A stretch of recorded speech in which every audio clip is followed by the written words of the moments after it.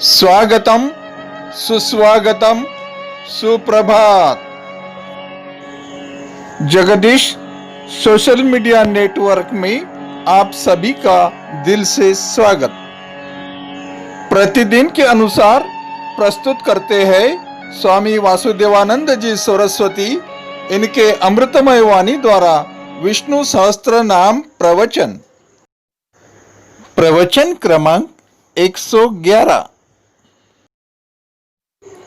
प्रथम नमन आपको, जय गुरुदेव। आइए अब सुनते हैं स्वामी जी का प्रवचन। श्री विष्णु सहस्त्रनाम ज्ञान यज्ञ प्रवचन क्रमांक 111, श्लोक क्रमांक 24 और नाम क्रमांक 95।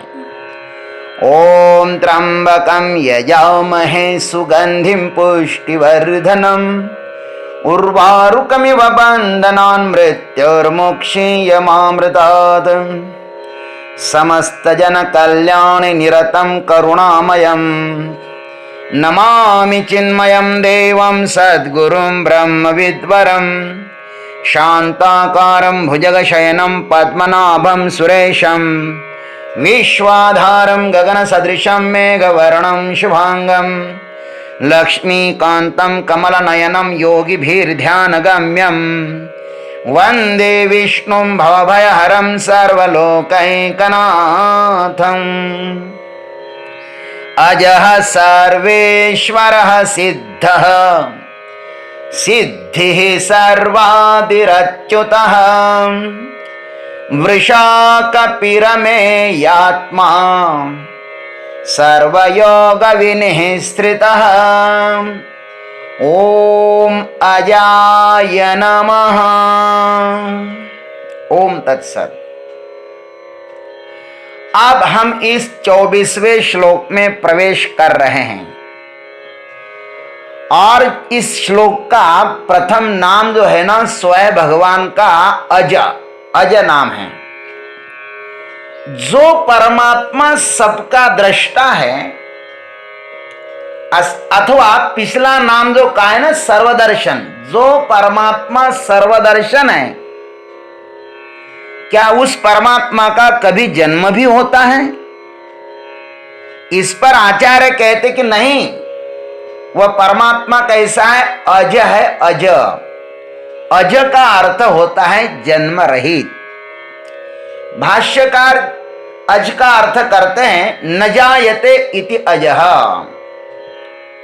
वह जन्म नहीं लेते, इसलिए उन्हें अज कहते हैं। जैसे सूर्य को कभी भी नहीं लगता कि मैं उदित भी होता हूं। दिन और रात हमारी दृष्टि से है, सूर्य की दृष्टि से नहीं है।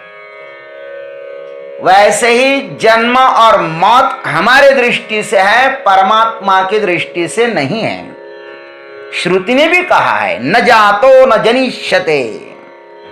वह न उत्पन्न होता है और न वह उत्पन्न होगा। जन्म तो मरने वालों का होता है। जातस्य हि ध्रुवो मृत्यु ध्रुवम जन्म मृतस्य च। आत्मा कभी मरता ही नहीं है, तो भाई उसका जन्म कहां से होगा? भगवान ने अपना स्वयं परिचय दिया है महाभारत के शांति पर्व में। क्या दिया? कि मैं अज हूं। क्यों मैं अज हूं? नहीं जातो न जाये हम न जनिष्ये कदाचन क्षेत्रज्ञः सर्वभूतानां तस्मादहमजः स्मृतः।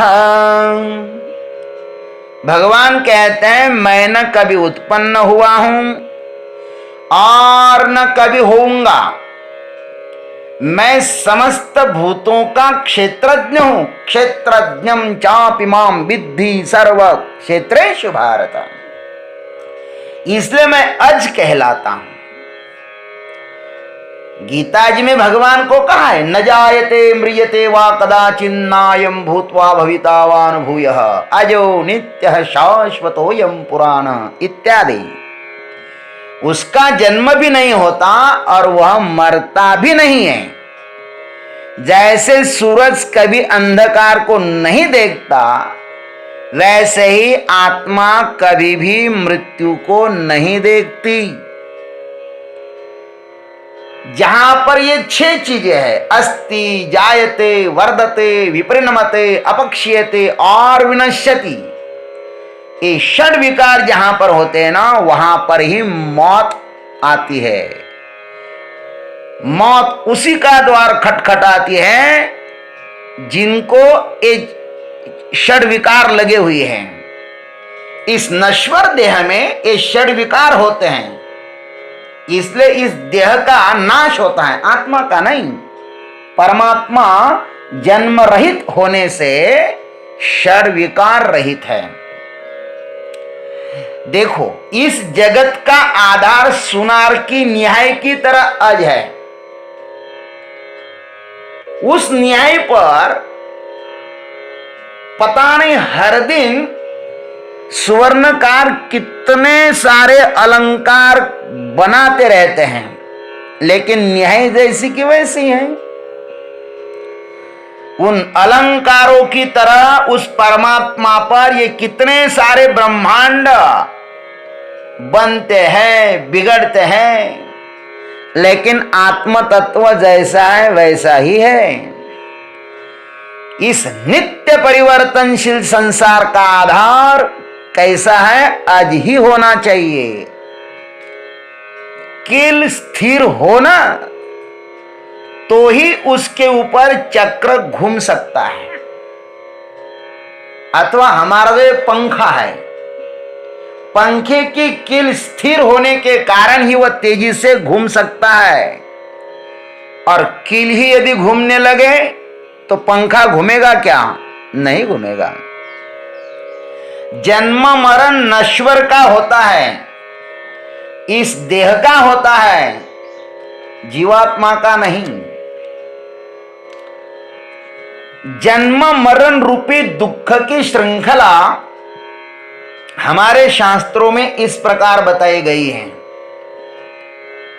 देखो, सर्वप्रथम संसार दुख का कारण होता है यह हमारा स्थूल शरीर,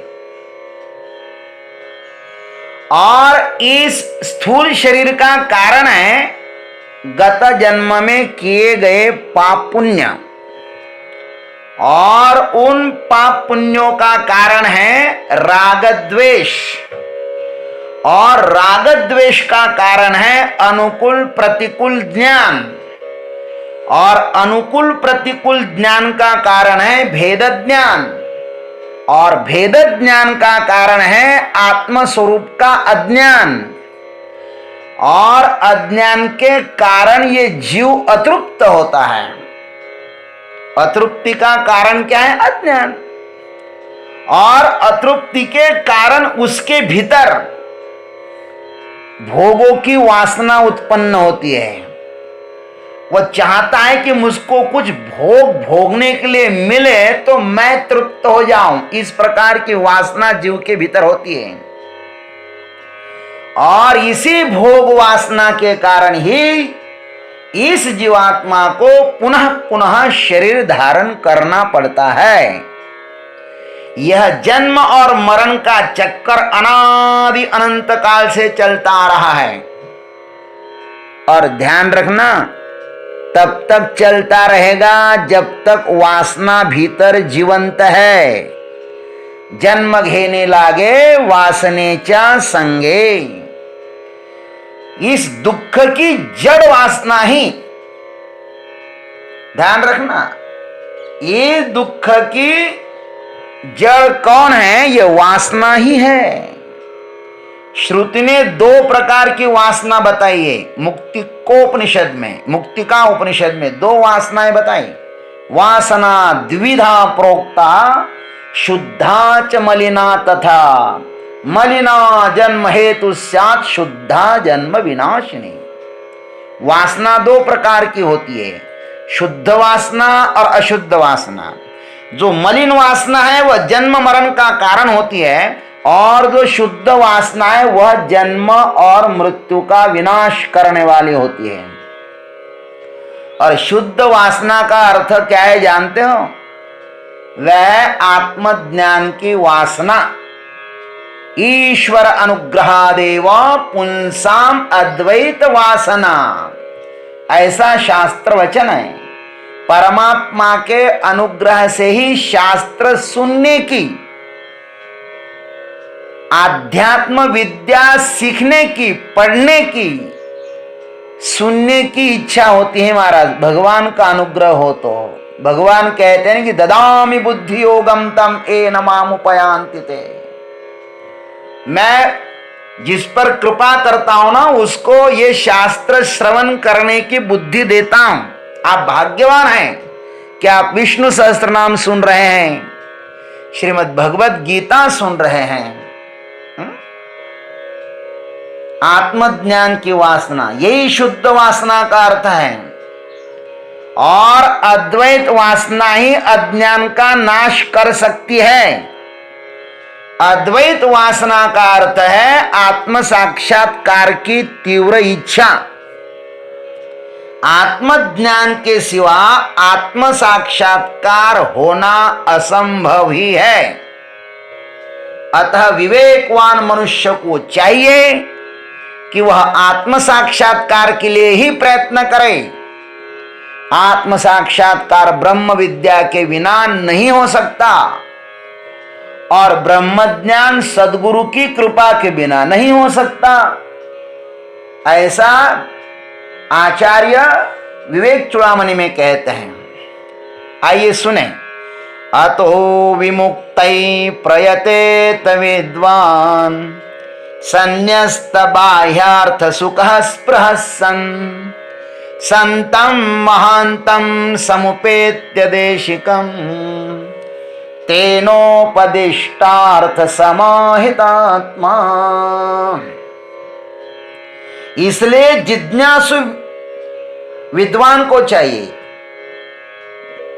जो जिज्ञास है उसको चाहिए कि वह संपूर्ण बाह्य भोगों की इच्छाओं का त्याग कर किसी संत शिरोमणि श्रोत्रिय ब्रह्मनिष्ठ और कृपालु सद्गुरु की शरण में जाकर उनके द्वारा किए हुए अमृतमय उपदेश को एकाग्र चित्त से श्रवण कर उसे आत्मसात करें और उसे आत्मसात करते हुए मुक्ति के लिए प्रयत्न करें।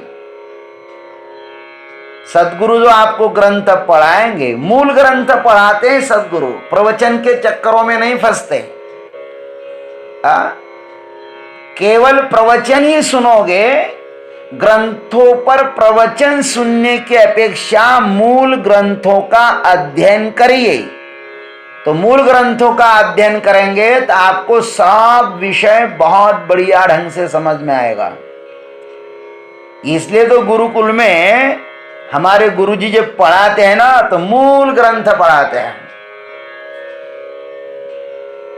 श्रुति ने कहा है तद विज्ञानार्थम स गुरुमेवाभिगच्छेत् समित पाणि श्रोत्रियम ब्रह्मनिष्ठम।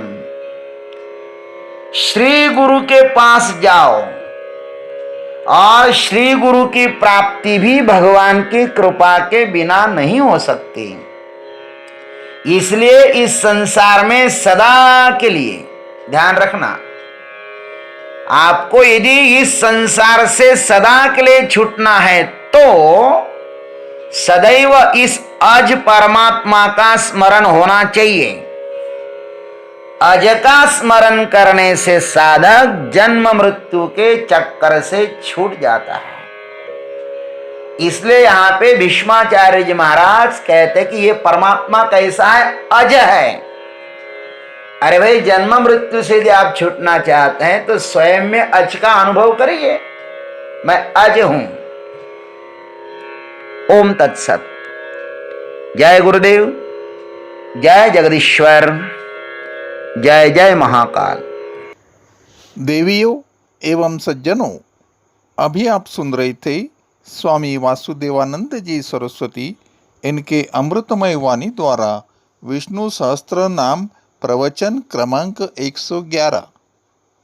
अगला भाग सुनने के लिए कल सुबह फिर उपस्थित होंगे। हरि ओम।